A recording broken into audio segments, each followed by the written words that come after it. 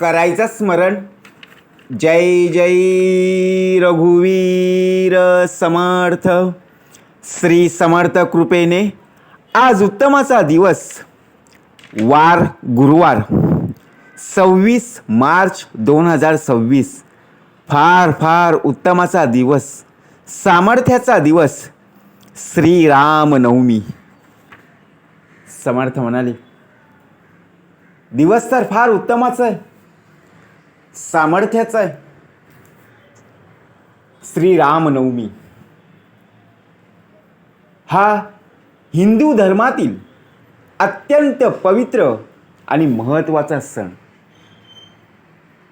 ज्याप्रमाणे रामनवमी हा सण मर्यादा पुरुषोत्तम श्रीराम यांच्या जन्मदिनानिमित्त साजरा केला जातो. चैत्र महिन्याच्या शुद्ध नवमीला रामनवमी साजरी केली जाते. विचार करा. म्हणून आजचा हा दिवस आपल्यासाठी आनंद, श्रद्धा आणि भक्तिभावाचा असतो. उत्तमाचा दिवस आहे, सामर्थ्याचा दिवस आहे. राम, श्रीराम हे अयोध्येचे राजा दशरथ यांचे सुपुत्र होते. त्यांचा जन्म रामायण या महान ग्रंथात वर्णन केल्याप्रमाणे झालेला आहे. श्रीराम हे सत्य, धर्म, कर्तव्यनिष्ठा आणि आदर्श जीवनाचं प्रतीक मानलं जातं. त्यांनी आपल्या जीवनातून आदर्श पुत्र, आदर्श भाऊ, आदर्श पती आणि आदर्श राजा कसा असावा हे दाखवून दिलेलं आहे.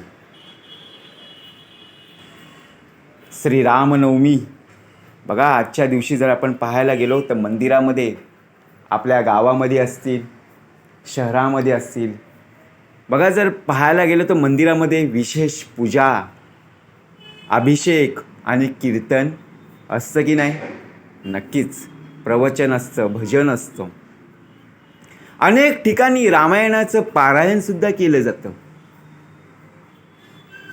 काही ठिकाणी शोभायात्रा काढल्या जातात आणि त्याचप्रमाणे लोकसुद्धा बघा, भक्तमंडळीसुद्धा मोठ्या उत्साहाने जय श्रीराम अशा जयघोषणा करत असतात. घराघरामध्ये आनंदाचं वातावरण. आपण जिथे बघा प्रत्यक्षात पाहायला गेलो, मंदिरामध्ये, देवळामध्ये जेव्हा आपण दर्शनासाठी जात असतो तेव्हा प्रत्यक्षात प्रसाद आपल्याला मिळतो की नाही? तिथे प्रसाद वाटला जातो. म्हणून रामनवमी आपल्याला सत्य, संयम, धैर्य आणि धर्मपालन यांचा संदेश देत असते. म्हणून ज्याप्रमाणे श्रीरामांच्या जीवनातून आपण कर्तव्यनिष्ठा आणि सदाचार पूर्णपणे काय करत आहोत? पालन करत आहोत. करता आलं पाहिजे. कारण हा जो सण आहे ना, रामनवमी, तो सण भक्तिभाव, संस्कार आणि आदर्श जीवनाचा प्रेरणादायी संदेश, तो म्हणजे मोलादेश प्राप्त करून देणारा आहे. रामनवमी हा प्रामुख्याने जर पाहायला गेलो तर हा सण उत्तम प्रकारे साजरा केला जातो. हा एक प्रमुख सण असून तो भगवान विष्णूचा 7वा अवतार प्रभू श्रीराम यांचा जन्मदिवस म्हणून चैत्र शुद्ध नवमीला म्हणजेच मार्च आणि एप्रिल उत्साहात साजरा केला जातो. ज्याप्रमाणे रावणाच्या बघा प्रत्यक्षात अत्याचारांचा नाश करण्यासाठी आणि मर्यादा पुरुषोत्तम म्हणून आदर्श जीवन समाजासमोर ठेवण्यासाठी श्रीरामांचा जन्म झाला. आपण अनेक ठिकाणी पाहत असतो, आपल्या आजूबाजूला मंदिर असतात, गावामध्ये बघा देवळं असतात. आजच्या दिवशी आपण सकाळी स्नान करून राम, सीता, लक्ष्मण आणि हनुमानाची आपण बघा प्रत्यक्षपणे पूजा करत असतो. कारण का बघा, जिथे प्रत्यक्षात श्रीराम आहेत तिथे हनुमंत स्वारी बघा प्रत्यक्षपणे आहेत की नाही, तिथे सुद्धा आपण दर्शन घेत असतो. मनोज्जवम मारुततुल्य वेगम जितेंद्रियम बुद्धिमता वरिष्ठम वातात्मजम वानरहित मुख्यम श्रीरामदूतम शरणं प्रपत्ते. का समर्थांनी भाग दिलेला आहे? कारण त्याच मंदिरामध्ये आपण जेव्हा दर्शनासाठी जात असतो त्या मंदिरामध्ये आकर्षक बघा फुलांनी बरोबर की नाही सजावट केलेली आपल्याला पाहायला मिळत असते. महाप्रसादाचं वाटप केलं जातं. सत्य समर्थ म्हणाले प्रभाते मनी राम चिंतित जावा पुढे वैखरी राम आधी वदावा. का श्लोक आपल्याला प्राप्त करून दिलेले आहेत? अहो प्रभाते मनी राम चिंतित जावा. रामनामाचं जयघोष, रामनामाचा बघा नामस्मरण आपल्या मुखामध्ये असलं पाहिजे. अहो सकाळी उठल्याबरोबरच आपल्या मुखामध्ये बघा प्रत्यक्षात शिव्या, आपल्या मुखामध्ये वाईट शब्द. समर्थ म्हणाले दिवस कसा उत्तमाचा जाईल हो. अहो प्रत्यक्षात जर आपण पाहायला गेलो तर आपली प्रभात काळ आपला बघा जो दिनक्रम आहे तो उत्तमाचा असणं गरजेचं आहे. ही शिकवण मना प्राप्त करून दिलेली आहे. मनाचे श्लोक ना. का समर्थांनी उत्तमाचा भाग दिलेला आहे? आपल्यामध्ये संयम नाही बरोबर. अहो आपल्या घराच्या बाजूला आपलं मंदिर आहे, परंतु आपण काय विचार करतो? आज एवढी भली मोठी रांग बघा दर्शनासाठी लागलेली आहे, माझ्या घराच्याच बाजूला आहे, मी केव्हाही नमस्कार करीन. पण आपला देह बघा प्रत्यक्षात नमस्कार करत नाही. बाजूला मंदिर बघा, आपला देह कुठे असतो? श्रीरामनवमी म्हटली की जिथे जत्रा भरलेली आहे तिथे आपला देह.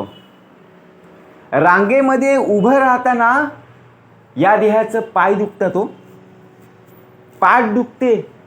कारण का दर्शनाला बघा रांग लागलेली आहे. त्या दर्शनाला बघा एवढी भली मोठी सकाळपासून रांग लागलेली असताना आपला नंबर कधी लागेल? परंतु विचार करा तिथे आपल्याला वेळ नाही आहे, पण तिथून प्रत्यक्षात बाहेर निघाल्यावर एवढा भला मोठा बघा बाजार भरलेला आहे, जिथे जत्रा भरलेली आहे. तो देह तिथून गेल्यानंतर बघा घरच्या मंडळींना सांगितलं तुम्ही दर्शन करा, मी जत्रेमध्ये आहे. आणि तिथे गेल्यानंतर तो रात्री बघा प्रत्यक्षपणे घरी आला, तेव्हा त्याचे पाय नाही दुखले ना. म्हणून समर्थ म्हणाले विचार करा. प्रत्यक्षात जर आपण पाहायला गेलो ना, अनेक नवनवीन वस्तू आपल्याला पाहायला सुद्धा मिळत असतात ना. त्या बाजारामध्ये जत्रेमध्ये आकर्षक अशी वस्तू असतात. आपली मुलं आपल्या मुली बघा प्रत्यक्षपणे आपल्याला बोलत असतात, बाबा मला हे हवं आहे, मला ते हवं आहे. बघा आपण त्या गोष्टी देतो की नाही? जर आपण दिलं नाही तर बघा ती मुलं हट्ट करत असतात, रडत असतात. म्हणजे आजचा दिवस तर हा उत्तमाचा आहे, सामर्थ्याचा आहे. त्याचप्रमाणे समर्थ म्हणाले आजच्या दिवशी उत्तम प्रकारे नामस्मरण करता आलं पाहिजे. अहो समोरची ज्यावेळी व्यक्ती बघा प्रत्यक्षात आपल्या समोर येते ना, ती लांबूनच बघा आपल्याला हात दाखवते आणि तिथूनच जय घोषणा करत असते, जय श्रीराम. आणि आपल्या बाजूला बघा आपल्याच कॉलेजचे बघा मित्रमैत्रिणी असतात. आपण लाजतो कारण समोरची मोठी व्यक्ती आहे, ती आपल्याला बघा प्रत्यक्षपणे जय श्रीराम म्हणते. आता आपल्या आजूबाजूला मुली आहेत, मुलं आहेत, कॉलेजचे मित्र आहेत, हे पाहून आपला देह लाजतो.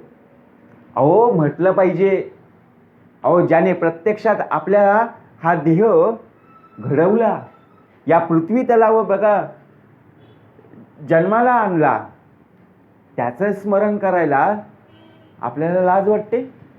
अहो, ज्याची पोळी त्याचीच वाजवावी टाळी ना. म्हणून समर्थांनी सुंदर भाग दिलेला आहे. अहो, समोरची व्यक्ती जर बघा हात जोडत असेल ना, तर आपले सुद्धा हात जोडले गेलेच पाहिजे. ही शिकवण आपल्याला दिलेली आहे.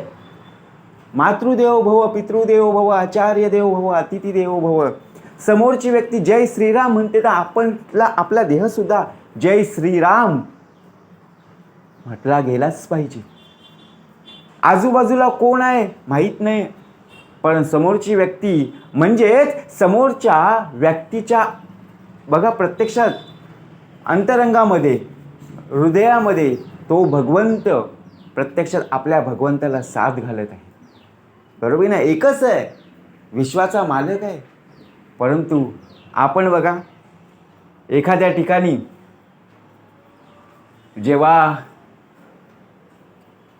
कुठेतरी आपण जायचं ठरवतो, तेव्हा आपण कुठलाही विचार करत नाहीये.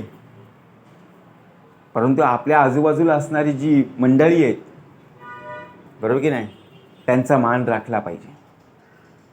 समर्थांनी सुंदर एक भाग दिलेला आहे.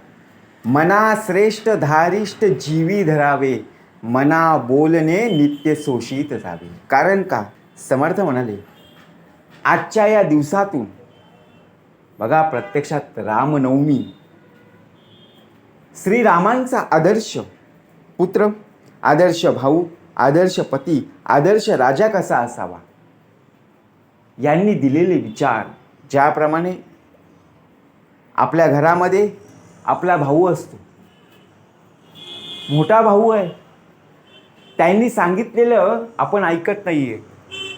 आपले आई वडील आहेत, एखादी गोष्ट आपल्याला सांगितली की आपण टाळाटाळ करत असतो. अहो, पालन करता आलं पाहिजे. एखादी बघा प्रत्यक्षात आजारी व्यक्ती आहे, त्या व्यक्तीने एखादं काम सांगितलं की आपल्याला करता आलं पाहिजे, ही शिकवण आहे. म्हणून समर्थ म्हणाले, सुंदर एक भाग दिलेला आहे. आजच्या दिवसाला बघा बोलता बोलता समर्थांनी उत्तम प्रकारे स्मरण करून दिलेलं आहे. एखादी आजारी व्यक्ती आपल्या घरामध्ये असते.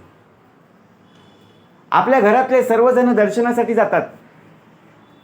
आपण आपल्या घरातील बघा आजी असेल किंवा आजोबा असतील, त्यांना आपण म्हणतो चला आज आपण दर्शनासाठी जाऊया. परंतु आजी आजोबा म्हणतात, बाबांनो तुम्हीच जा, कारण आमचं शरीर बघा साथ देत नाहीये. तिथे दर्शनासाठी खूप रांग लागलेली असते, त्या रांगेमध्ये आम्हाला उभं राहता येणार नाहीये. आपण विचार काय करतो, अरे आजी आजोबा काय येत नाही आहेत, आज उलट सामर्थ्याचा दिवस आहे, आल्याच पाहिजे. परंतु आजी आजोबा म्हणतात, आमचं शरीर जर साथ देत नसेल तर आम्ही तिथे येऊन काय करणार, बरोबर की नाही.